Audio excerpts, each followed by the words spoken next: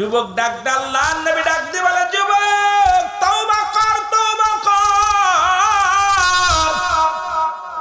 যুবক বলে, ইয়া রাসূলুল্লাহ, ইয়া হাবিবাল্লাহ, আমি এত বড় পাপী, আমি এত বড় গুনাহগার। আল্লাহর নবী গো, ও যুবক বন্ধুরা শুনে নাও, কথাগুলো বললে বুঝবা। এই যুবক বলে, হুজুর আমি পৃথিবীর মধ্যে এমন অন্যায় করেছি, পৃথিবীর মধ্যে আমার আল্লাহ মাফ করবে না। যুবক আল্লাহর নবী ডাকতে বলে, যুবক রে তওবা কর, তওবাকারীকে আল্লাহ ভালোবাসে। যুবক রে তওবা কর, তওবাকারীকে আল্লাহ পছন্দ করে। যুবক বলে, ইয়া রাসূলুল্লাহ, ইয়া হাবিবাল্লাহ, আমি এত বড় পাপী, এত বড় গুনাহগার, আমার তওবা কবুল হবে বলে আমার বিশ্বাস হয় না। নবী কয়, তওবা কর, তওবা কর। বলে, তওবা করবে ইয়া রাসূলুল্লাহ, ইয়া হাবিবাল্লাহ। আমার নবী কয়, গো যুবক তওবা কর, তওবাকারীকে আল্লাহ ভালোবাসে। যুবক বলে, নবী গো, মায়ের নবী,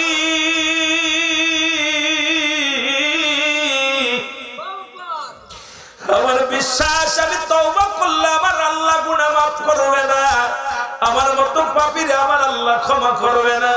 আমার নবী কয়, যুবক, ও যুবক তুমি এমন কি পাপ করেছো, এমন কি অন্যায় করেছো? যুবক বলে, নবী গো, আপনি জানেন মক্কা মদিনায় যত মানুষ মাটি দেওয়া হয়, যত মানুষের কবর দেওয়া হয়, ওই কবরের কাফনের কাপড় চুরি হয়ে যায়। আমার নবী কয়, হ শুনেছি, বড় কষ্টের কথা। এই মানুষ যখন মারা যায়, 3 টুকরা কাপড় নিয়ে দুনিয়া থেকে বিদায় করে দেওয়া হয়। এই 3 টুকরা কাপড়ের কাপড় যারা চুরি করে, এই দুনিয়ার মানুষের লোভ লালসা সামলাইতে পারলো না, ওই কবরের 3টা টুকরা কাপড় নিয়ে বিদায় হয়। এই 3 টুকরা কাপড় চুরি হয়ে যায়, বড় দুঃখজনক। যুবক বলে, ইয়া রাসূলুল্লাহ, ইয়া হাবিবাল্লাহ, ওই মক্কা মদিনার জমিনে যত কাপড়ের কাপড় চুরি হয়েছে গো, সমস্ত কাপড়ের কাপড়গুলো আমি চুরি করেছি। ইয়া রাসূলুল্লাহ, ইয়া হাবিবাল্লাহ।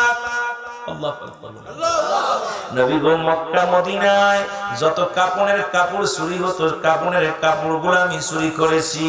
নবী কয়, যুবক রে, দুনিয়ার মধ্যে আর কোনো কাজ পাও নাই, মানুষের শেষ বেলার 3 টুকরা কাপড়, সেটাও তুমি লোভ সামলাতে পারো নাই, উলঙ্গ করে দিয়েছো, কাপড় চুরি করেছো। যুবক যুবক বলে, ইয়া রাসূলুল্লাহ, আমার আল্লাহ কি আমারে মাফ করবে? আল্লাহর নবী ডাক দিয়ে বলে, যুবক ক্ষমা চাও, তওবা করো, আমার আল্লাহর দরবারে তওবা করো, আমার আল্লাহ মাফ করে দিবেন। যুবক বলে, ইয়া রাসূলুল্লাহ, ইয়া হাবিবাল্লাহ, আমি মনে করি আমার গুনাহ আমার আল্লাহ মাফ করবে না। যুবক বলার পর আমার নবী কয়, যুবক রে, আরো কি অন্যায় করেছো? বলে, হুজুর অনেক দিন যাবত মক্কা মদিনায় কোনো মানুষ মরে না, আমিও কাফনের কাপড় চুরি করতে পারি না, আমারও ব্যবসা ভালো হয় না, আমিও ভালো মতো চলতে পারি না। ইয়া রাসূলুল্লাহ, ইয়া হাবিবাল্লাহ, মায়ের নবী গো, অনেক দিন পরে শুনেছি এলাকার মধ্যে এক সুন্দরী যুবতী মারা গেছে। নবী গো, নবী বলেন, তারপরে কি বলো? বলে, হুজুর ওই মরা লাশটা দাফন করার জন্য আমি নিজেই গেলাম, ওই কবর খননে অংশগ্রহণ করলাম, কাফনেও অংশগ্রহণ করলাম, এরপরে জানাজা অংশগ্রহণ করলাম। জানাজার নামাজ পড়ে সবাই যখন বিদায় নিয়ে ঘরে গেল, ইয়া রাসূলুল্লাহ, ইয়া হাবিবাল্লাহ, রাত যখন নেমে এলো, আমি আস্তে আস্তে করে গভীর রাত্রে গোরস্থানে গেলাম। গোরস্থানে যা কবরটা খুললাম, ওই কবর খুঁড়িয়া লাশখানা যখন লাশখানা বাইর করলাম, ওই লাশের গা থেকে যখন কাপড়ের কাপড় খুলে নিলাম, ইয়া রাসূলুল্লাহ, ইয়া হাবিবাল্লাহ, আমার জন্য ভিতর থেকে কে ডাকতে বলে, যুবক রে, সারা জীবন কাপড়ের কাপড় চুরি করলা, অন্যায় কর, অন্যায় কর, আজকে যার কবরের ভিতরে ঢুকছি, এত সুন্দরী মহিলা জীবনে আর কোনোদিন দেখিস নাই। আজকে যদি যুবক এই যুবতীর সঙ্গে যদি জিনায় লিপ্ত হও, পৃথিবীর কোনো মানুষ দেখবে না, কেউ জানবে না তুমি জিনায় লিপ্ত হয়ে যাও।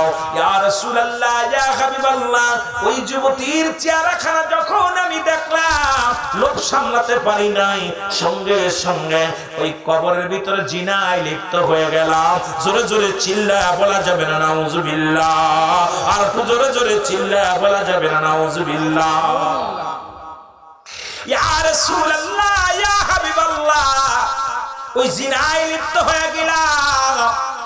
নবী গো, এরপরে আমার কাজবাকি শেষ করার পর কাফনের কাপড় নিয়ে যখন কবর থেকে লাফ মেরে উঠতেছিলাম, ইয়া রাসূলুল্লাহ, ইয়া হাবিবাল্লাহ, ভিতর থেকে কে যেন আওয়াজ দেবার, যুবক রে তুমি আমার সঙ্গে অন্যায় করলা, আজকে তোমার আমি বাধা দিতে পারলাম না, আজকে তোমাকে আমি ঠেকাইতে পারলাম না, আমি আল্লাহর আদালতে মামলা দিয়ে দিলাম, যুবক রে তোর মরা লাগবে, আল্লাহর আদালতে আসা লাগবে, সেদিন আমি তোরে ছাড়বো না রে যুবক, আমি তোরে ছাড়বো না। পৃথিবীর কোনো মানুষ আমাকে নষ্ট করতে পারে নাই, পৃথিবীর কোনো পুরুষ আমাকে নষ্ট করতে পারে নাই। আজকে আমার সতীত্ব নষ্ট করলি, আজকে কবরে আমার সঙ্গে ব্যভিচার করলি, অন্যায় করলি, আমি আল্লাহর আদালতে মামলা দিয়ে রাখলাম যুবক, আমার আল্লাহ যেন কোনোদিন তোরে ক্ষমা করে না। ইয়া রাসূলুল্লাহ, আমি কাপড়ের কাপড় নিয়ে বাড়ি চলে আসলাম। নবী গো, এসে আমি কি করলাম, ইয়া রাসূলুল্লাহ, ইয়া হাবিবাল্লাহ, আমি গোসল সেরে পবিত্রতা অর্জন করে আমি যখন রাত্রি খাবার খেয়ে ঘুমাইতে গেলাম, ইয়া রাসূলুল্লাহ, আমি একটা চোখটা বন্ধ করতে পারি না, কে যেন ডাক দে বলে, যুবক রে তুমি আমার সঙ্গে অন্যায় করলা, তো আল্লাহর আদালতে আমি মামলা দিলাম, আমার আল্লাহ কোনোদিন তোরে মাফ করবে না, আজকে আমি তোরে ঠেকাইতে পারি নাই, বাধা দিতে পারি নাই, ইয়া রাসূলুল্লাহ, ইয়া হাবিবাল্লাহ। এরপরে আমি একটা রাত ঘুমাইতে পারি নাই, ইয়া রাসূলুল্লাহ, আমি খাইতে পারি না, ঘুমাইতে পারি না। নবী গো, আমারে কি আমার আল্লাহ মাফ করবে গো?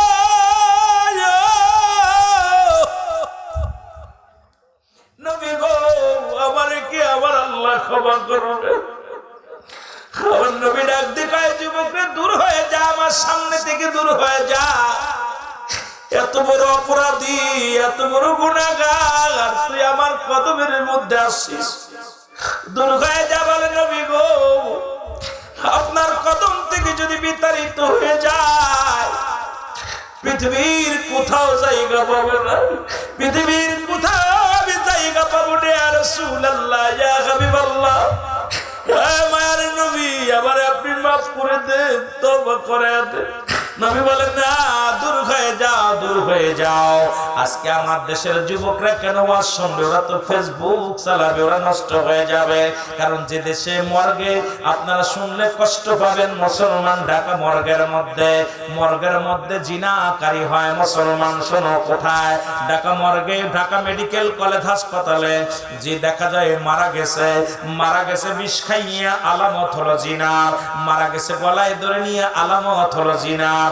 ডাক্তাররা হিমশিম খেয়ে গেলেন, চিন্তা করে কারণটা কি। এবার বৈঠক করা হলো, যুবক তোরা তো সবাই দেখছিস, আজকে তোদের কপাল মন্দ, আজকে তোদের চোখে পানি আসার আনন্দ লাগে, কারণ অন্তরের ভিতরে ভয় নাই। তোর মতো কত যুবক আমি যখন বেলা ফলে নামাজ পড়াইতাম, ওই নামাজ পড়া ওখান থেকে কোথায় গেল?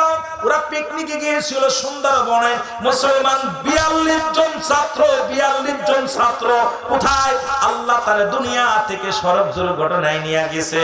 ওরা অ্যাক্সিডেন্ট করে কোথায়? এসএসসি পরীক্ষা দিয়ে গিয়েছিল বড় স্বপ্ন নিয়ে, কিন্তু আল্লাহ তাদের দুলাশাত করে দিয়েছে, দুনিয়ার মধ্যে তারা নাই।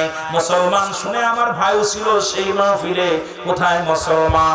বাবলু চেয়ারম্যান এসে কান্দে, ভাই আমাদের 42 জন ছাত্র দুনিয়া থেকে বিদায় হয়ে গেছে। পুরো গাড়িটায় খাদে পড়ে 45 জন ছাত্র ছিল, ছাত্র ছাত্রী দিয়া সবাই মারা গেছে, মাত্র 3 জন বেঁচে আছে।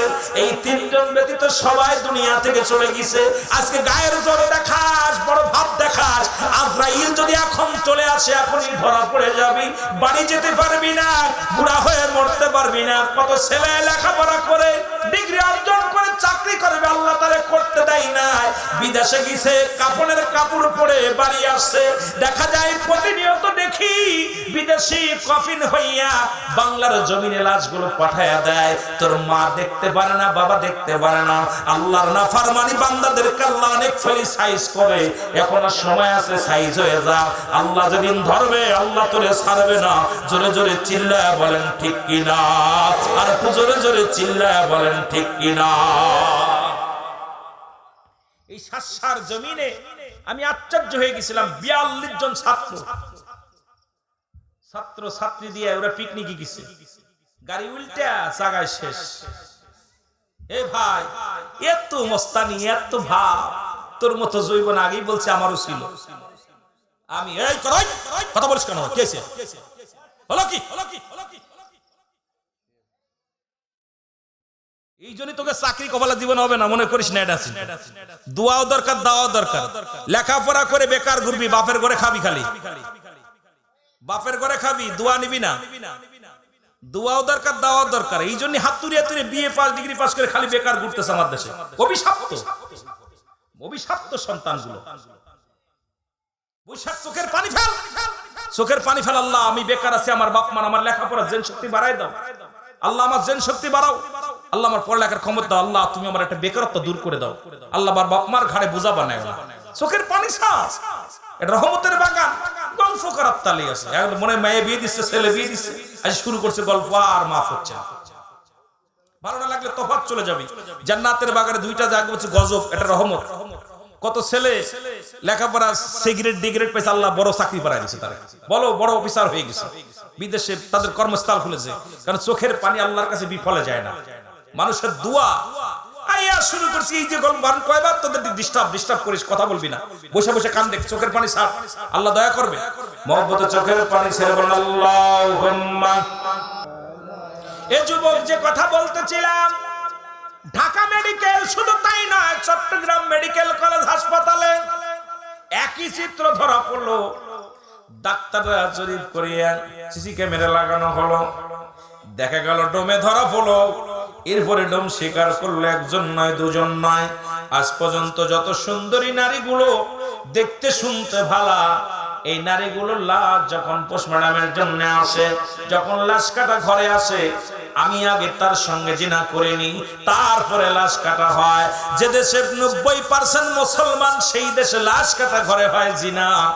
এদেশের বক্তা ওয়াজ করে কি লাভ, মৌলবী ইমামতি করে কি লাভ? আজকে বড় টুপির বাহাদুরি করো, বড় জুব্বার বাহাদুরি করো। মিথ্যা বললে এখনই আমার বিচার করবেন। ফেসবুকে যান, নেটে যান। আজকে বাংলাদেশের ঢাকা মেডিকেল কলেজে জিনা হয়, মরা মানুষের সঙ্গে জিনা হয়। চট্টগ্রাম মেডিকেল কলেজ হাসপাতালে চট্টগ্রামেও জিনা হয়। যে দেশে মরা মানুষের সঙ্গে জিনা হয়, এর মুসলমান শুনে নাও, সেই দেশের যুবকদের যতই আপনি বুঝান কাজে লাগবে না। কারণ তাদের জিনায় ভরপুর হয়ে গেছে, পাপের রাজ্য নেমে আসছে। এই পৃথিবীর মধ্যে চারিদিকে পাপ, ভয় নাই, অন্তরের ভিতরে মহব্বত নাই, আল্লাহর মহব্বত নাই, মরণের ভয় নাই, কবরের কোনো চিন্তা নাই, মুরব্বীদের সম্মান নাই, আজকে এলেম নাই, যার ভিতরে এলেম নাই। এই জন্য আমাদের মুসলমান শুনে নাও, শুনে নাও, হযরত ওমর ফারুক রাদিয়াল্লাহু তাআলা আনহুর কদমের মধ্যে একটা বৃদ্ধা তার সন্তান কাঁধ ধরে টেনে নিয়ে আসলেন, ডাক দিয়ে বলে, আমিনুল মুমিনিন, এইটা আমার সন্তান, বিচার করা লাগবে। জোরে বল আল্লাহু আকবার। বাপে সন্তানের নিয়ে আইসু, আজ মনে রাখবেন কই রেখে গেলাম। ওই যুবকের জিনার কথা বলে গেলাম, মনে রাখবেন। আমিনুল মুমিনিন ডাক দিয়ে বলে, যুবক বৃদ্ধা, এ কি তোমার ছেলে? বলে, হ্যাঁ এটা আমার ছেলে। বলে, কি বিচার চায়? কই বিচার হলো, আমার ছেলের বিচার করা লাগবে। আপনার কদমের মধ্যে আসছি, কেমন পিতা কেমন সন্তান। একটু লক্ষ্য করেন বাবারা, আমার শুনে গেলাম। আমরা তো সন্তান জিনা করলে মামলা দিই, এই মামলার জন্য লড়ি। ওই তিন্নির মতো কোথায় বড় বগুড়ার বরগুনার তিন্নির বাবার মতো বেহায় মোজাম্মেল হক, যিনি দুইটা স্বামী ব্যবহার করে, তারপরেও সেই মেয়ের পক্ষে লড়ে। এই বেশরম বেহালত জাতি পুরুষ শুই না, কেমন গার্জিয়ান। এই পৃথিবীর মধ্যে সন্তানের কারণে জাহান্নামে যাবি, ওই সন্তানের কারণে আমি অতটুকু অপেক্ষা করতেছে। সুতরাং সন্তান ছেলে মেয়ে তোমার কাছে রাখছে আমানত। ওই সন্তান যখন বেপরদায় চলে, ত্যায্য করে দাও। ওই সন্তান যখন বেনামাজি, ত্যায্য করে দাও। ওই সন্তান যখন বেপরদায় চলে, ত্যায্য করে দাও। ওই সন্তান যখন উগ্রপন্থী, তাকে ত্যায্য করে দাও। সুতরাং এই সন্তান দেখে লাভ নাই, এই সন্তানের কারণে জাহান্নামে যাবা। জোরে জোরে চিল্লায়া বলা যাবেন আল্লাহু আকবার। খলিফা হযরত ওমর ফারুক রাদিয়াল্লাহু তাআলা আনহু ডাক দিয়ে বলে, বিদ্যা, এ কি তোমার ছেলে? বলে, হ্যাঁ আমার ছেলে। কই ছেলেটাকে নিয়ে শুনে নাও, শুনে নাও। এই ছেলেটাকে বিচার করা লাগবে। এক নাম্বার হুজুর আমিনুল মুমিনিন শুনালাম, এক নাম্বার আমার ছেলে পৃথিবীর মধ্যে মাদক সেবন করে। কি করে? জোরে বলেন, কি সেবন করে? মাদক সেবন করে। বলে যুবক রে, তুমি কি জানো না মাদক সেবন করা হারাম? শুনে নেন, এটা করা যাবে না। যুবক বলে আমিনুল মুমিনিন আমি জানতাম না, এখন জানছি। কয় মাদক সেবন করেছে অপরাধ তুমি কি জানো? কয় জানি না। কয় মৃত্যুদণ্ড তুমি অধিক প্রমাণ। এরপরে কয় 2 নাম্বার অপরাধ। কয় 2 নাম্বার অপরাধ হলো এই পৃথিবীর মধ্যে আমি জিনা করিনি। মুসলমান শুনে নাও, জিনা করি। মুসলমান জিনার কথা শুনে নাও। এ যুবক, যদি পৃথিবীর মধ্যে ইসলামের বিধান কোন যুবক যদি জিনা করে গো, কোন অবিবাহিত যুবক, অবিবাহিত যুবতী যদি জিনা করে, এ ছেলেরা ভালো করে শুনে নে। আজকে তো পরের মায়া নিয়ে চলে যাও, রিসোর্টে চলে যাও, কোথায় চলে যাও, পার্কে চলে যাও, কোথায় হোটেলে নিয়ে যাও। ভালো করে জেনে নাও, ভালো করে জেনে নাও, যদি কোন অবিবাহিত পুরুষ, অবিবাহিত নারী যদি জিনা করে, শাস্তির বিধান তাদের দুজনকে 100 ডুরা গায়ের মধ্যে মারতে হবে। 2-4টে ডুরা মারা পারা যদি মারা যায়, মারা গেলে ওই অবিবাহিত যুবক যুবতী কি পাবে? কাফন পাবে, দাফন পাবে, জানাজা পাবে। মুসলমান শুনে নাও। এবং বাকি যে বেদগুলো লাগাত থাকবে এগুলো কবর দেয়া পর কবরের উপরে মারতে হবে। একটা যুবক যদি মনিরামপুরের জমিনে একটা যুবক যুবতীর বিচার করা হতো, একটা মেয়ে আর নষ্ট হতো না, একটা যুবতী আর নষ্ট হতো না, একটা যুবক আর অন্যের মেয়ে হাত ধরে নিয়ে রিসোর্টে যেত না। কারণ একটা বিচার যদি বাংলার জমিনে হতো, আমার দেশ থেকে জিনাবে বিচার চিরতরে পালায়া যেত। জোরে বলেন ঠিক কিনা? আর একটু জোরে জোরে চিল্লায়া বলেন আল্লাহু আকবার। এ তো গেল যুবক যুবতী, অবিবাহিত নারী, অবিবাহিত পুরুষের বিচার। এখন বিবাহিত পুরুষ, বিবাহিত নারীর বিচার শোনো, কোরআন দিয়ে শোনো। কোরআন হাদিস কি বলে শুনে নাও। যদি কোনো বিবাহিত নারী, বিবাহিত পুরুষ যদি জিনা করে, শাস্তির বিধান হলো, শাস্তির বিধান শুনে নাও। আজকে আমার দেশের অনেক বাবারা বিদেশের মাটিতে মাদেরকে রেখে গেছে, মারা পরক্রিয়ায় পড়ে গেছে। খালাতো ভাই, মামাতো ভাই, চাচাতো ভাই, জ্যাঠাতো ভাই, বন্ধু বান্ধব শেষ হয়ে যায় সমাজ। আজকে আমার জাতি নষ্ট হয়ে যায়, আমার সমাজ নষ্ট হয়ে যায়। আজকে বড় কষ্ট হয় যে দেশে মুসলমান শুনে নাও, যে দেশে জিনা করলে ফুলের মালা পাওয়া যায়, যে দেশে জিনা করলে উকিল পাওয়া যায়, যে দেশে জিনা করলে আল্লাহকে পাবে কেমনে করে, সে দেশের মানুষ মাওলাকে পাবে কেমনে করে, বড় কষ্ট হয়। আজকে হক কথা আমাদের বলতেই হবে, কারণ মরণের কথা চিন্তা করতে হবে। একদিন আমার আপনার মরণ হয়ে যাবে, আল্লাহর আদালতে কি জবাব দিব শুনে নেন। আমার দেশে জিনা করলে তারে পুরস্কার দেওয়া হয়, আমার দেশে জিনা করলে মিষ্টি খাওয়া যায়, আমার দেশে জিনা করলে ফুলের মালা পাওয়া যায়। ও মুসলমান শুনে নাও, ইসলামের বিধান শুনে নাও, বিধান শুনে নাও। যদি কোনো বিবাহিত নারী, বিবাহিত পুরুষ যদি জিনা করে, তার বুক পর্যন্ত মাটির নিচেই পুঁততে হবে, কঙ্কার মারতে হবে, পাথর ছুঁড়ে মারতে হবে। যতক্ষণ পর্যন্ত মৃত্যুবরণ না করবে ততক্ষণ পর্যন্ত মারা বন্ধ হবে না। যখন সে মৃত্যুবরণ করেছে, নিশ্চিত যখন বুঝতে পারবেন মারা গেছে, সঙ্গে সঙ্গে তার কবর ওইখান থেকে খুঁজে উঠাইবেন। উঠায় তার দিবালায় মানুষের সামনে কুকুর শিয়াল দিয়ে লাশটা খাওয়াই দিতে হবে। কোন বিবাহিত পুরুষ জানাজা পাবে না, কোন বিবাহিত নারী জানাজা পাবে না, কোন বিবাহিত পুরুষ নারী জানাজা পাবে না, গোসল পাবে না, দাফন পাবে না।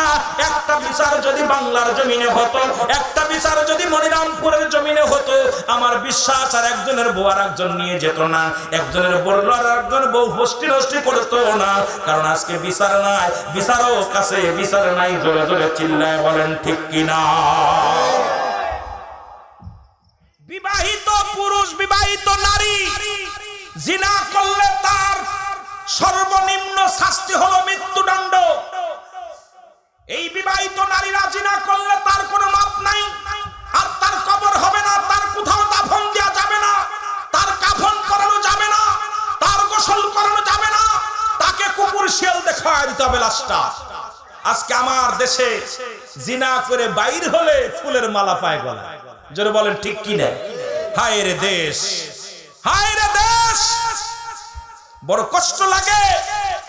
আমার দেশের আমার বাবারা জিনা করে যায়, আদালতে উকিল ধরে সারানোর জন্য। শাস্তির বিধান যার কবরে দেওয়া যাবে না, যার মাটি হবে না, তাকে মাটি দেওয়া যাবে না, জানাজা পড়া যাবে না, গোসল করানো যাবে না। এদেশে কি ওয়াজ করবো? ওয়াজ করার মতো আছে পরিষদ? কথা বলেন না কেন? ওয়াজ করতেছি, ওয়াজ আওয়াজ একটা মনোরম একটা ব্যবসা, ওয়াজ করে বিনা পুঁজির ব্যবসা।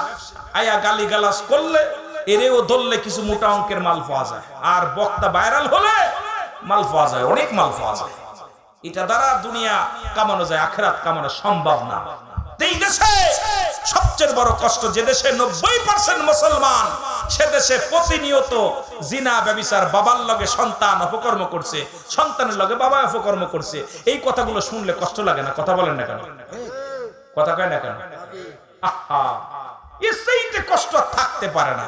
শাস্তির বিধান হলো, যদি কোনো বিবাহিত পুরুষ, বিবাহিত নারী, বিবাহিত পুরুষের জন্য এক বিধান, আর যদি অবিবাহিত থাকে তাদের জন্য শাস্তির বিধান হচ্ছে বেতের আঘাত করতে হবে। তবে যদি বেঁচে যায় আলহামদুলিল্লাহ, না বাঁচলে আলহামদুলিল্লাহ। মারতে হবে জোরে, আমার মতো সলিমদ্দি কলিমদ্দি না, 100 ডোরা মারতে হবে, তাও জোরে জোরে মারতে হবে, আঘাত করতে, বেতের আঘাত দিয়া। এতে তো 2-4টে মারা পার মারা যাবে, এত জোরে মারতে হবে। কথা বুঝেননি? আর আমার দেশে সুদ কোন জায়গা দিয়ে জুতার মালা দেয়, কত জায়গা 10,000 টাকা জরিফানা, 5,000 টাকা জরিফানা। মাঝে মাঝে হাসিয়া চিন্তা করে, আল্লাহ কেন ইসলামের মধ্যে আমাদেরকে আনলা? এর মধ্যে যদি কথা বলি, কথা বললেই দোষ। আমার দেশের হিসাব করে মিলায় দেখছি 99% শিক্ষিত মানুষই হচ্ছে দুর্নীতিবাজ। যেটা বলেন ঠিক কিনা? ঘুষখোর, ঘুষখোর।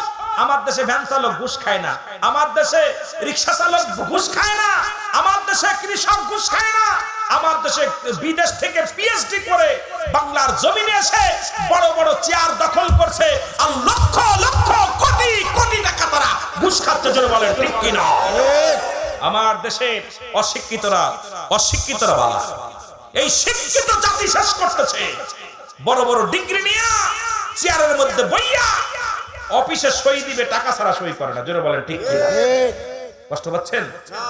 এই জন্য অশিক্ষিত মানুষের, শিক্ষিতদের অবস্থা, অশিক্ষিতদের ধারা আমি হিসাব করে মিলায় দেখছি। এরপরে বৃদ্ধাশ্রমে গেছি, যা দেখি বেশিরভাগই আপনারা দেখছেন বৃদ্ধাশ্রমে। কয়দিন এক বেটা, উনি উকিল ছিল, 3 ছেলে মেয়ে সব বিদেশে, এখন বৃদ্ধাশ্রমে।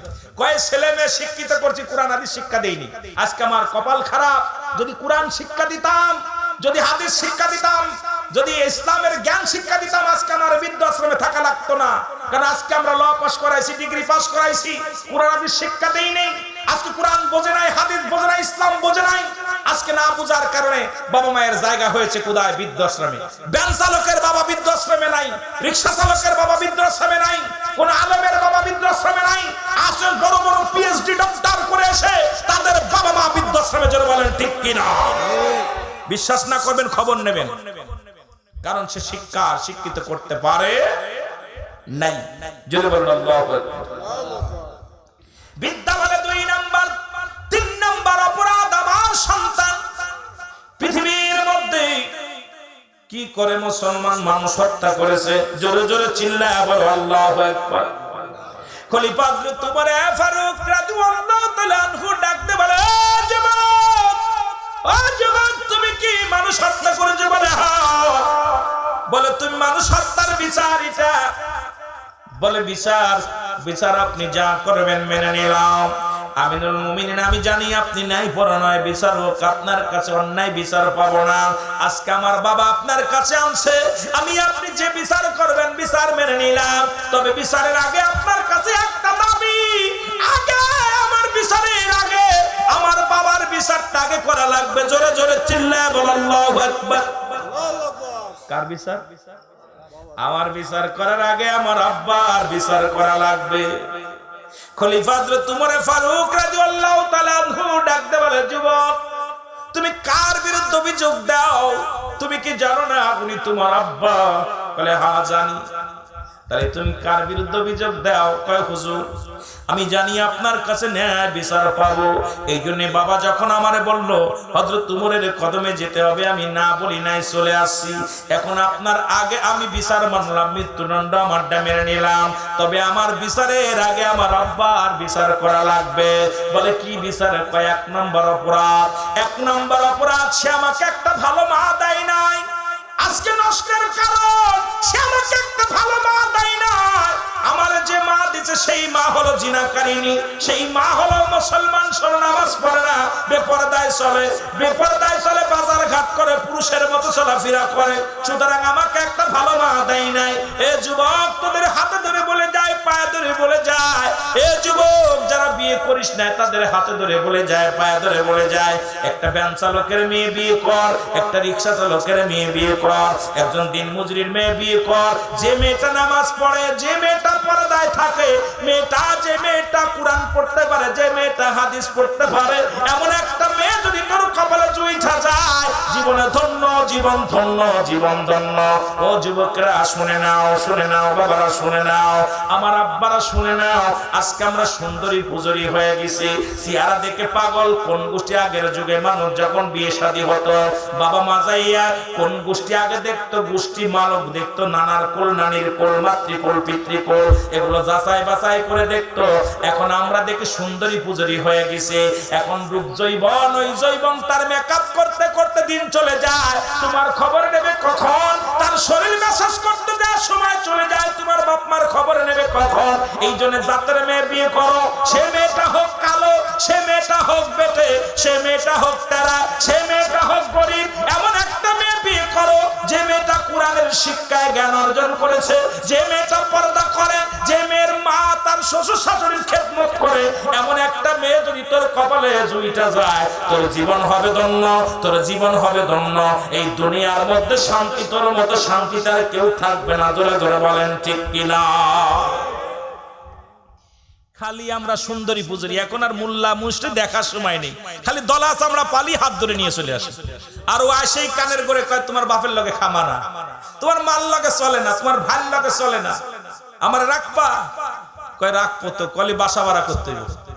আহা, বাপ মা ফেলে থুয়ে বাসায় চলে যাচ্ছে, কারণ এই সুন্দরী পুজোরি হয়ে গেছে। বউ মরে গেলি বউ পাবি, বউ চলে গেলি বউ পাবি।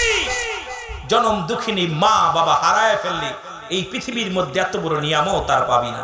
জোরে বলেন আল্লাহু আকবার। আর একটু জোরে বলেন। আমি আমার মা বোনদের বলে যাও, মা বোন শোনো, বিবাহের আগে তোমার মার কাছে দাবি করবা, দাদির কাছে দাবি করবা, দাদা দাদির কাছে দাবি করবা, চাচা চাচির কাছে দাবি করবা, মা যদি একজন ভ্যান চালক হোক, ওই ছেলেটার লগে বিবাহ দিবা যে ছেলেটা 5 ওয়াক্ত নামাজ আদায় করে, যে ছেলেটা হালাল খোর বান্দা, সারাদিন ভ্যান চালায় তবু হারাম খায় না, সারাদিন দিন মজুরি করে হারাম খায় না, ওই হারাম করে কোনো সন্তানের লগে আমার বিয়ে দিবা না। তোমাদের কাছে একটা দাবি করব, ওই ছেলেটা যেন আমার পর্দায় রাখে, ওই ছেলেটা আমার সারাদিন পরে একবেলা খাবার দিবে, ওটা হালাল খাবার দিবে, ওই ছেলেটা আমাকে নামাজের জন্য তাগিদ দিবে, রোজার জন্য তাগিদ দিবে, বাপ মার খেদমতের জন্য তাগিদ দিবে, এমন একটা হালাল খোর বান্দা দিবা। এখন বাবা বক্তা পাবেন না যে হুজুর যে আমি অমুক বক্তার লগে বিয়ে পুষ্প, বক্তা তো আর সবাই না, আলেম তো আর সবাই নয়। যে ছেলেটা নামাজ পড়তে পারে, রোজা রাখতে পারে, আল্লাহ ওয়ালা যে ব্যক্তি ইমানদার, এক কথায় হালাল খোর বান্দার লগে যদি আপনার মেয়েটা দিতে পারেন, আর আমার মারা একজন হালাল খোর বান্দা যদি তোর কপালে জুটে যায়, দুনিয়াতেও শান্তি, হয়তো দুনিয়া একটু কষ্টে থাকবি, দুনিয়ায় হয়তো একটু অভাবের মধ্যে থাকবি, তবে আল্লাহরে রাজি করতে পারবি, খুশি করতে পারবি। এই দুনিয়া থেকে বিদায়ের পরে 60 বছর 40 বছরের জিন্দেগি পার হওয়ার পর আমার আল্লাহর দরবারে জান্নাত অপেক্ষা করতেছো। মা শোন, মা শোন, আল্লাহর কসম করে বলি মা, এই দুনিয়ার মধ্যে ওই রকম গাঁজাখোর মদখোর বিয়ে করবি না, এই গাঁজাখোর মদখোর ওই দাড়ি চাচা আগুলের বিয়ে করবি না, যে ব্যক্তি দাড়ির মধ্যে খুর লাগাই নাই, যে ব্যক্তি দুনিয়ার মধ্যে আল্লাহর ভয় তার মধ্যে তাওয়াক্কুল আছে, যার মধ্যে রাসূলের প্রেম আছে, যে ব্যক্তি হালাল খোর বান্দা, এমন একটা স্বামী তোরা ছেড়ে নে মারে, দুনিয়াতে শান্তি পাবি, দুনিয়াতেও শান্তি পাবি, পরপারেও শান্তি পাবি। জোরে জোরে চিল্লায় বলেন ঠিক কিনা? আমরা এখন মেয়ে বিয়ে দেওয়ার সময় জিগেই কতটা বেতন, ৭৫,০০০। আমার মায়ের শাড়ি তো ৭৫,০০০ টাকা, ৭৫,০০০ টাকা বেতন পায়া স্পেশাল গাড়ি দিয়ে চলে কেমনে, স্পেশাল বাড়ি বানায় কেমনে, ওর বেতন হলো 20,০০০ টাকা। আমার দেশে পিয়নের বাড়ি, পিয়নের গাড়ি বাড়ি সব আছে। আপনারা শুনলে অবাক হবেন, পিয়নের 5টা বাড়ি। পিয়নের যখন রাজক ধরেছে তখন দেখতে পিয়নের 5টা বাড়ি, যে দেশে বেতন হলো মাত্র 17,০০০ টাকা। তার মেয়ের স্পেশাল গাড়ি, বউর স্পেশাল গাড়ি, ছেলের স্পেশাল গাড়ি, তার স্পেশাল গাড়ি। কথা বুঝছেন? ও কত বড় হারামখোর! এই জন্য আমি সরকারের কাছে করজোরে দাবি করব, আল্লাহর রাস্তে এই সমস্ত গুলো ধরেন, প্রতিটা মন্ত্রণালয় ধরেন। এই সুদখোর ঘুষখোরের জন্য দেশটা শেষ। আমার দেশের কৃষক কষ্ট পায়, আমার দেশে গরিবের ঘাম ঝরায় কষ্ট পায়। এই সমস্ত বদমাইশগুলো ধরেন, এদের চাকরি থেকে বিচ্ছিন্ন করেন, জনদেরকে কিষাণ ধান কাটান। কারণ এই বদমাইশগুলো এসির মধ্যে বয়া বয়া ঘুষ খায়, এই বদমাইশগুলো এসির মধ্যে বয়া বয়া সুদ খায়, এসির মধ্যে বয়া বয়া ঘুষ খায় খায় বুড়ি বানাইতেছে, বাড়ি গাড়ি করতেছে। এদেরকে ধরেন, তাহলে আমার দেশ সোনার দেশ হবে। যেন বলেন ঠিক কিনা? এই বদমাইশগুলো কলমের খুসা দিয়ে লক্ষ লক্ষ টাকা খাইতেছে। যেন বলেন ঠিক কিনা? আমি মাননীয় প্রধানমন্ত্রীদেরকে অনুরোধ করব, আপনারাও ঘুষ ছাড়েন, এদেরকেও ধরেন। দেখবেন আমার দেশ আসলে সোনার দেশ। আমার দেশ অফুরন্ত ভান্ডার আছে। শুধু আমাদের এই দুর্নীতিবাজদের জন্য, যে দেশে পিয়নের 5টা বাড়ি হয়, যে দেশে মৌরির 5টা বাড়ি হয়, যে দেশে একজন পুলিশের বড় বড় বাড়ি গাড়ি হয়, যে দেশে একজন সিপার বড় বড় গাড়ি বাড়ি হয়, সাধারণ একটা চাকরি করতে পারলেই কোটি কোটি টাকার মালিক হওয়া যায়। কোথা থেকে আসে? এগুলো ধরেন। জোরে বলেন ঠিক কিনা? এগুলো ধরেন। দেখবেন আসছেন খালি আলেম ওলামা ধরার জন্য। এগুলো বাদ দিয়া এগুলো ধরেন, কাজে লাগবে। জোরে বলেন ঠিক কিনা? দেশ চলবে না, আমার দেশ সোনার দেশ, সোনার মতোই চলবে। দুইটা দেশ, একটা হলো সোনার বাংলা, একটা সোনার মদিনা। যেহেতু মদিনায় অফুরন্ত ভান্ডার আছে, সোনার বাংলা অফুরন্ত ভান্ডার আছে। আমার গত কয়েকদিন আগে কিশোরগঞ্জে গিয়েছিলাম মাহফিল করতে, দেখলাম এত পরিমাণ ধান হয়েছে।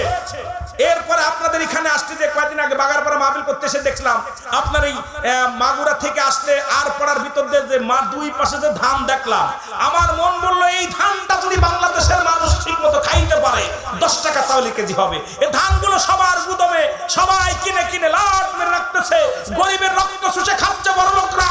এইগুলো মানুষকে যারা কষ্ট দেয়, এদেরকে ধরেন। মানুষের 10 টাকা কেজি চাউল এটা থাকে চেয়ারম্যানের ঘরের খাটার নিচে। বাংলাদেশে সোয়াবিনের তেলের খনি পাওয়া যায়, অন্য দেশে আর আমার দেশে সোয়াবিনের খনি পাওয়া যায় চেয়ারম্যানের খাটার নিচে। জোরে বলেন ঠিক কিনা? দেশ থেকে দুর্নীতি দূর করবেন কেমনে? গরিব মানুষের 2 কেজি আটা এটাও চুরি করে, গরিব মানুষকে 2 কেজি চাল খাওয়াবে, এটা চেয়ারম্যান চুরি করেছে, এমপি সাহেব চুরি করতেছে, মন্ত্রী চুরি করতেছে। জোরে বলেন ঠিক কিনা? হয়তো আমার বিরুদ্ধে অভিযোগ হবে, পরোয়া করি না। কারণ রুহুল আমিন সিদ্দিকী নিজেকে ভয় করে না, মরণের ভয় করি না। আসছি দুনিয়ায়, হয় আজ না হয় কাল। জোরে বলেন ঠিক কিনা? এই দুর্নীতিবাজগুলো একা একা চলে না। দেখবেন চলতে গেলে সামনে 10 কান পুলিশের গাড়ি, পিছনে 10 কান পুলিশের গাড়ি। কেন কেন লাগবে? প্রটোকল কেন লাগবে?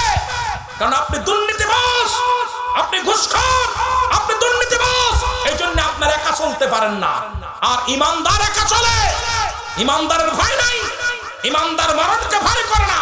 কিন্তু ভোটের আগে তো এসব পাজরায় ধরে। ভোটের আগে আমি ওরে বাবারে, আব্বা মা খালা ফুফু যারা যা পায় তারাই ধরে। নির্বাচনের পরে ওনার কাজ দিয়ে গাড়ির কাছে যাওয়া যায় না, গাড়িতে ঘষা লাগবে, গাড়ি তো হাত দেওয়া যায় না। কথা বলেন না কেন? ঠিক কিনা? আর নির্বাচনের আগে আরে পাজরায় ধরে, আরে বাবারে বাবা, আব্বা দাদা খালা ফুফু নানা চাচি কত যা আছে। আর নির্বাচনের পরে এগুলো খুঁজে পাওয়া যায় না। এই জন্য আমি অনুরোধ করব, এই দুর্নীতিবাজগুলো আমাদেরকে ধরতে হবে আগে। এই সমস্ত ঘুষখোর, আশ্চর্য হয়ে গেছি, দেখলাম অন্য দেশের তেলের খনি পাওয়া যায়, আমার দেশের তেলের খনি চেয়ারম্যানের খাটের নিচে পাওয়া যায়। আসেন আমি স্যার, কথা কন না কেন? আপনাদের এই মনিরামপুর এক ইউনিয়নের নাম বললে শুন বুঝবেন। আপনার 350 বস্তা চাউল পাওয়া গেছে, উনি খাটের নিচে কি করছে, গর্ত কইরা মাটি রে বাড়ির পাশে পাঁচিল কইরা ভিতরে থুয়ে দিয়েছে। কথা বুঝেন? আহা, কত বড় দুর্নীতিবাজ, কত বড় বাটপা। গরিবকে যারা শোষণ, গরিবের যারা শোষণ করে, আল্লাহ গজব তাদের মধ্যে এসে পড়ে। জোরে বলেন ঠিক কিনা? আরো জোরে বলেন ঠিক কিনা? এ মুসলমান, গভীর মনোযোগ, যে কথা বলতেছিলাম, মুমিনুল মুমিনিন, সে আমার একটা ভালো মা দেয় নাই। এই জন্য আমি আপনাদের কাছে অনুরোধ করব, যারা বিয়ে করেছেন তারা তো ঠকে গেছেন, তবে দোয়া করি আল্লাহ তাদেরকে হেদায়েত দান করুন। যারা বিয়ে করেন না আজকে তওবা করে যাবেন। আল্লাহ আল্লাহ আমাদেরকে একটা ইমানদার খাঁটি আল্লাহ ওয়ালা বিবি জোঠায়া দিও। জোরে জোরে বলেন আমিন। আরো জোরে বলো আমিন। আরো জোরে বলো না। কই হুজুর ওগুলো ভালো লাগে না, পর্দা করা ভালো লাগে না, সুলা কলা ভালো লাগে যেটার উপরে মাছি পড়ে। সুলা কলা সেরি লিপস্টিক মিপস্টিক লাগাইয়া আজকে আসতে পর দেখলাম কয়েক সেরি মাহফিলে আসতে পর দেখলাম আমার নজরে পড়ছে। আমার হুজুর এগুলো দেখছেন নি? দেখি এগুলো লিপস্টিক মাহফিলে এসে চুল ছাড়িয়ে দিয়ে লিপস্টিক টিপস্টিক লাগাইয়া মাহফিলে আসতেছে। বদগুলো গুয়ে মাছি সব জায়গা পড়ে। গুয়ে মাছি দেখবেন ময়লার পরেও পড়ে, মধুর পরেও পড়ে। পদ্ম মাছি জীবনে ময়লার পরে পড়তে দেখবেন না। জোরে বলেন ঠিক কিনা? মৌমাছি কোনোদিন দেখছেন পায়খানার পর পড়ছে? পদ্মমাছি পড়ে দেখছেন? তা মুসলমান হয়ে গেছি গুয়ে মাছি। ওরা গানও শুনতে যায়, ওয়াজেও আসে, মসজিদেও যায়, মন্দিরেও যায়। জোরে কোন ঠিক কিনা? অবস্থা খারাপ, অবস্থা খুব খারাপ। কষ্ট হচ্ছে আপনাদের? এ কষ্ট হচ্ছে? সারা দিব, সারা দিব। কষ্ট আপনাদের আওয়াজ নাই, তার মানে মনে হচ্ছে ক্ষুধা লাগছে। খাবার হয়েছে? কথা কয় না কেন? খাওয়া হয়েছে না? তাড়াতাড়ি নিয়ে আসেন, বাইদের ক্ষুধা লাগছে। আল্লাহ কত বড় দয়া করে জানেন, বৃষ্টি আসে নাই, এটা নিয়ামত না আমাদের জন্য, অত বড় সুযোগ দিছে। আমিন বলেন, আমিন বলেন, আরো জোরে বলেন আমিন। ও দেশের ভাই রে বল না কোথায় যাই রে, একটু শান্তি বলো কোথায় গেলে পাই রে। জোরে বলেন ঠিক কিনা? আরো জোরে বলেন ঠিক কিনা? পাম্পে তেল নাই, যুবকের কাম নাই, মরিচি ঝাল নাই, নবাব বাড়ি নবাব নাই, চারিদিকে দেখে শুধু নাই কিছু নাই রে। ও দেশের ভাই রে বল না কোথায় যাই রে, একটু শান্তি বলো কোথায় গেলে পাই রে। জোরে বলেন ঠিক কিনা? পাম্পে তেল নাই, মরিচি ঝাল নাই। মরিচ এখন মিষ্টি, কথা কন ঠিক কিনা? মরিচ মিষ্টি লাগে না? কথা কয় না কেন? এখন কি মরিচ বের হয়েছে খালি মিষ্টি লাগে, পাকা পাকা মরিচ তাও গালের মধ্যে মিষ্টি। ও দেশের ভাই রে বল না কোথায় যাই রে, একটু শান্তি বলো কোথায় গেলে পাই রে। পাম্পে তেল নাই, মরিচি ঝাল নাই, নবাব বাড়ি নবাব নাই, যুবকের কাম নাই, চারিদিকে দেখে শুধু নাই কিছু নাই রে, চারিদিকে দেখে শুধু নাই কিছু নাই রে। ও দেশের ভাই রে বল না কোথায় যাই রে, একটু শান্তি বলো কোথায় গেলে পাই রে। মসজিদে গেলে পারে শান্তি খুঁজে পাই রে, পিতা মাতার খেদমত করলে শান্তি খুঁজে পাই রে, ওলি আল্লাহ দরবারে গেলে শান্তি খুঁজে পাই রে। যেটা বলে নামাজ পড়লে পারে শান্তি খুঁজে পাই রে, মাহফিলে গেলে পারে শান্তি খুঁজে পাই রে। যেটা বলেন ঠিক কিনা? শান্তির জায়গা না গেলে শান্তি পাওয়া যাবে? মুসলমান গভীর মনোযোগ। 2 নম্বর অপরাধ, আমার মা বাবা আমার একটা ভালো নাম দেয় নাই। আল্লাহু আকবার বলেন। সে আমার একটা ভালো নাম দেয়নি, নাম দিছে লালটু বল্টু। কিয়ামতের ময়দানে নামের ওসিলাও আমার আল্লাহ বান্দারে পার করবে, বান্দি পার হয়ে যাবে। এখন নামগুলো ওরে মুসলমান, এখন নাম আর এখন রাখা লাগে না, নাম রাখছে বিয়ের রাত্রেই নাম রাখা সারা। ঠিক কি না? বাসর ঘরে যাইয়া, বাসর ঘরে যে স্বামী স্ত্রী কয়, স্বামীরে কয় রুহুল আমিন, কয় কি? কয় রুহুল আমিন রে, যদি আমার একটা মেয়ে হয় নাম রাখবো কারিনা। কি নাম? এর কথা কয় না করে কারিনা। এবার স্বামী কয় নার্গিস রে, কয় কি? কয় যদি আমার একটা ছেলে হয় নাম রাখবো শাহরুখ খান। কি খান? কি খান? ওরে এখনো মিলন হয় না। এই কপাল পোড়া, ওযু কর, যাই নামাজ নিয়ে বয়, কোরআন শরীফ নিয়ে বয়। যদি কোরআন না পড়তে পারে বয়া দুরাকাত নফল নামাজ পড়ে আল্লাহর কাছে কান্দে কার বলে, আল্লাহ আমি অপরাধী, তুমি একটা মেয়েকে আমার হাতে ধরায় দিয়েছে, আমি যেন তার সতীত্ব রক্ষা করতে পারি, তাকে যেন পর্দায় রাখতে পারি, তার জন্য হেফাজত করতে পারি।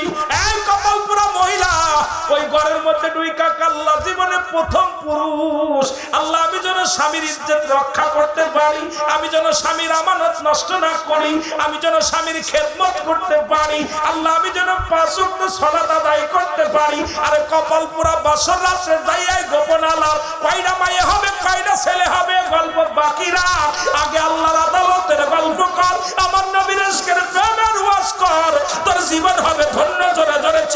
বলো ঠিক কিনা?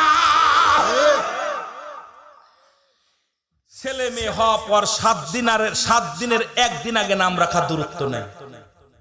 যদি কারা 7 দিনের একদিন আগে দুনিয়ার মধ্যে ছেলে মেয়ে দুনিয়ায় আগমন করার পর 7 দিনের একদিন আগে নাম রাখলে সুন্নাতে রাসূল হবে না, সুন্নাতে রাসূলের ভিতরে পড়বে না। সুন্নাতে রাসূল হলো অনেকের বাপ মা আমাদের এখন ডেলি 7-8 মাস 7 মাস লিখা করবে কি কয় মাইয়ে ছেলে ডাক্তারে বলে দেয় নাম রাখা হয়ে যায়। জোরে বলেন ঠিক কি? আমার বাবারা, সুন্নাতে রাসূল হলো দুনিয়ার মধ্যে সন্তান ডেলিভারি হওয়ার পর 7 দিন পরে ছেলে হলে 2টা পশু, মেয়ে হলে 1টা পশু কুরবানি করে আকিকা দিতে হবে। আকিকা দিয়ে তাকে গোসল কয়দিন কি করতে হবে, তার হাত পায়ের নখ কাটতে হবে, মাথা চুল কাটতে হবে, ভালো করে গোসল করে পুত পবিত্র করে সুন্দর একটা নাম রাখতে হবে। সুন্নাতে রাসূল হলে এটা 7 দিনের একদিন আগে নাম রাখা দূরত্ব নাই। এখন আমাদের দেশে ওই 7 দিনের আগে যেগুলো নাম রাখা ওটা ইসলামের মধ্যে কেউ চলবে না।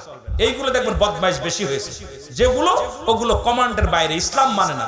আর ওই আজান দেখেন, ওর কানে তো কোরআন হাদিস শোনে নাই।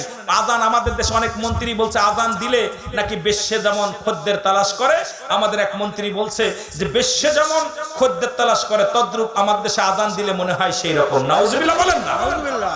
এরা জোরে বলেন নাউজুবিল্লাহ। কারণ ওর কানে তো আজান যায় না, ওর বেশ্যের আওয়াজ গেছে। ওর মা বাবা তো বেশ্যের তলায় থাকে, পতিতলায় থাকে, এই জন্য তোর পতিতলার কথাটা মুখ দিয়ে আসবে। এ মুসলমান, আজকে কোরআন হাদিস ওর কানে যায় না, বড় কষ্ট। এগুলো বড় কষ্ট নিয়ে কথাগুলো বলতে হচ্ছে। আল্লাহু আকবার বলেন না? যে 2 নাম্বার অপরাধ, আমার বাপ মা আমার একটা ভালো নাম দেয়নি, তাহলে আমাদেরকে ভালো একটা নাম রাখতে হবে। 3 নাম্বার অপরাধ, আমার পিতা মাতা আমাকে কোনো কোরআন হাদিসের জ্ঞান দেয় নাই। আল্লাহু আকবার বলেন না? এর জন্য আমি সন্তানাস হয়েছি, আজকে আমি জঙ্গলিবাদ হয়েছি, আজকে আমি এই জিনাকারী হয়েছি। কারণ পৃথিবীর মধ্যে আমার আব্বা মা আমাকে একটা কোরআন হাদিসের জ্ঞান দেয় নাই। ছেলে মেয়ে যখন দুনিয়ার মধ্যে আগমন করবে, নিম্নতর তার 10টা সূরা শিখাইবেন, 10-20টা তার একটু কি হাদিস শিখাবেন, তারা জানাজার নিয়ম শিখাবেন, জানাজার নিয়ত করা শিখাইবেন। মুসলমান শুনে নেন, নামাজের নিয়ম কানুন আপনি শিখাবেন। কারণ নিম্নতর যা লাগবে আপনি 6টা কালেমা তারে ভালো করে শিখাবেন। কারণ যেটা আপনার একান্ত প্রয়োজন, এই সন্তানকে এগুলো আপনাকে শিক্ষা দিতে হবে। এই জ্ঞান যদি আপনি না দিতে পারেন, আল্লাহর আদালতে আপনি ধরা পড়ে যাবেন। শুধু কুকুর শিয়ালের মতো বাচ্চা বানাইলেন, পশু পাখির মতো বাচ্চা বানাইলেন, তারে কোনো কোরআনের জ্ঞান দিলেন না, তারে কোনো হাদিসের জ্ঞান দিলেন না, আল্লাহর আদালত থেকে বাঁচতে পারবেন না। বড় আলেম বানানোর প্রয়োজন নাই, বড় মুফতি বানানোর প্রয়োজন নাই, সর্বনিম্ন তাকে হালাল হারাম বুঝার মতো ক্ষমতা তারে দান করাতে সেই জ্ঞান দিতে হবে। তাকে নামাজের যে বিধানগুলো আছে, সূরা কিরাতগুলো সহি শুদ্ধভাবে পড়তে পারে সেই জ্ঞান তাকে শিখাইতে হবে। জানাজার নামাজ পড়তে পারে সেই নিয়ম কানুনগুলো আপনাকে শিখাইতে হবে। মুসলমান এগুলো শিক্ষা যদি না দেন, আল্লাহর আদালতে আপনি ধরা পড়ে যাবেন। জোরে জোরে চিল্লায় বলা যাবেন আল্লাহু আকবার। আর একটু জোরে বলেন আল্লাহু আকবার।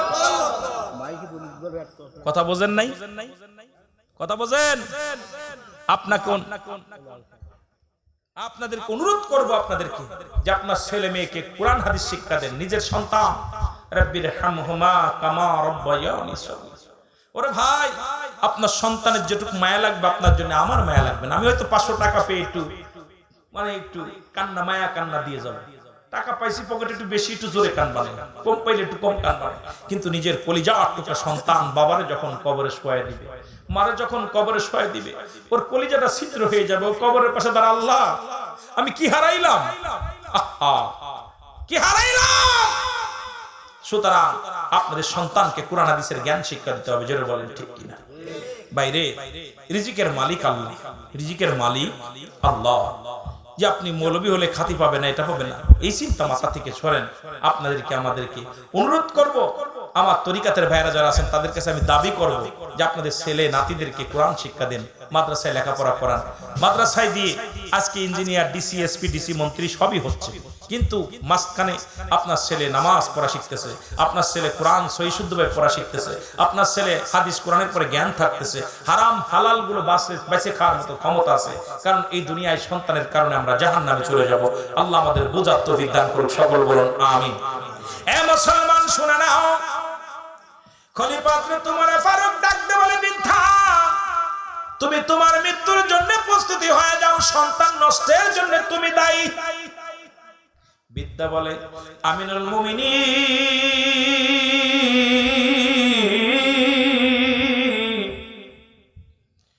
এত বড় অপরাধ আমি করেছি, ক্ষমা পাওয়ার যোগ্য নয়।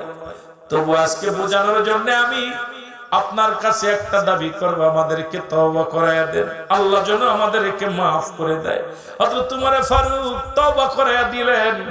ডাক দে বলে, বিদ্যারে তোমার সন্তানকে নিয়ে চলে যাও, আল্লাহর দরবারে সিজদায় লুটিয়ে পড়ো। আমার আল্লাহ বড় দয়ালু, আল্লাহ বড় দয়াময়, আমার আল্লাহ বড় দয়ালু। যাও যাও, কিয়ামত পর্যন্ত আর কোন নবী আসবে না, কিয়ামত পর্যন্ত তওবার দরজা খোলা। বিদ্যারে তোমার সন্তান কলিজার টুকরা নিয়া ওই সিজদায় জমিনের মধ্যে লুটিয়ে পড়ো, আমার আল্লাহ যেন তোমাদেরকে ক্ষমা করে দেয়। জোরে জোরে বলুন আমিন। আর একটু জোরে জোরে চিল্লায়া বলুন আল্লাহু আকবার। গাউসুল আজম ফরিদ ভুরি, গাউসুল আজম আউলিয়ার সরদার, তোমাকে দিয়াছেন আল্লাহ রহমত। আমার ভাইয়েরা, সুতরাং রাত 12টা বাজতে চললো, আর আমি আপনাদেরকে কষ্ট দিব না। আমার আল্লাহ বলেন, আলা সাবধান, ইন্নানি চালা ইন্না উলাল্লাহি, আল্লাহ তরফ থেকে যারা ওলি হয়েছে, লা নাই খাউফুন শব্দের অর্থ হয় ওলা যদি অবস্থান করে হুমদের উপরে জানুন, তাদের কোনো চিন্তা নাই, ভাবনা নাই। জাকের ভাইরা, আমার কেবলা জানুদের বলে গেছেন, যেহেতু আমার কেবলা জানের মুরিদ যারা, আমি তাদেরকে বলবো, হুজুর বলছে বাবা বেনামাজি আমার মুরিদ না। আপনাদের অনুরোধ করবো, যারা নামাজ পড়েন না আট্টসি তারা যাবেন না, যারা নামাজ পড়েন না তারা আট্টসি যাবেন না, যারা ঘুষ সুদ খান তারা আট্টসি যাবেন না, যারা জিনা ব্যভিচার করেন তারা আট্টসি যাবেন না, যাদের চরিত্র কন্ট্রোল করতে পারেন নাই তারা আট্টসি যাবেন না। এটা আপনি আপনাদের কাছে দাবি করে যাব। যারা এখনো ইমান শরিয়াতের বিধান মেনে চলতে পারেন না তারা আট্টসি যাবেন না। আমার পীর কেবলা জান শরিয়াতের কোন রকম ছাড়েন নাই, শরিয়াতের পায়বন্দি ছিলেন, শরিয়াত, তরিকত, হাকিকত, মারেফাত, এই চার খানদানে ভরপুর ছিলেন। হুজুর বলছে বাবা এই তরিকা পীরের খাসলাতে খাসলাত ধরতে হবে। সুতরাং আপনি নামাজ পড়েন না, আপনার পীরের দুর্নাম হয়। আপনি যখন শরিয়াতের বিধান মানেন না, আপনার পীরের দুর্নাম হয়। সুতরাং আপনাদের অনুরোধ করব, যে পীরের কাছে যান না কেন, নামাজ ব্যতীত, নামাজ একমাত্র কাফের এবং মুসলমানদের মধ্যে পার্থক্য হলো নামাজ। যারা নামাজ পড়েন না